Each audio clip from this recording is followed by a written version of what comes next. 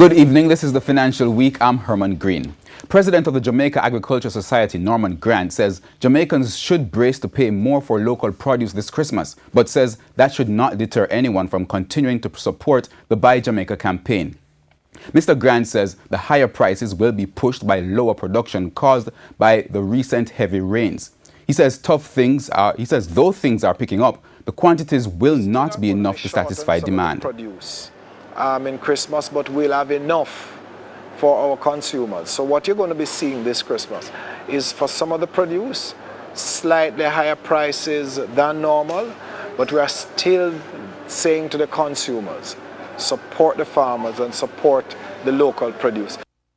He, however, says there will be an adequate supply of produce like pork and eggs. With that, he calls on Jamaicans to support local farmers this Christmas. To the consumers, this Christmas, eat local, buy local.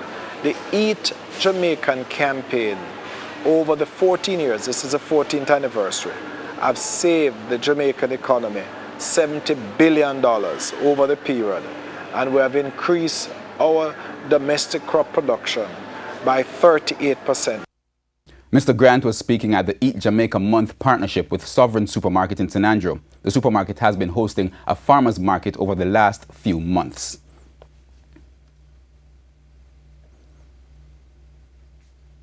Foreign exchange trading ended today with the US dollar selling for $126.34. The Canadian dollar is selling for $99.50. The pound sterling costs $167.32, while the euro is going for $148.92. U.S. oil prices hit their highest level in more than 2 years on Friday after the continued shutdown of a pipeline running from Canada to the United States was expected to reduce supply into a major storage facility. U.S. West Texas Intermediate crude futures settled up 93 cents or 1.6% at $58.95 a barrel. The JSE index dipped by 1,849 points today, while the junior market index lost 50. Stocks posting gains included Cargo Handlers, Grace Kennedy, Jetcon, Main Event Entertainment, Pan Jam, and Scotia Group.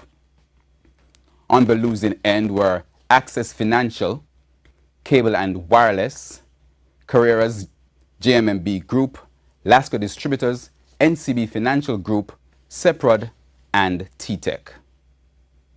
And that's the Financial Week. I'm Herman Green. Good evening.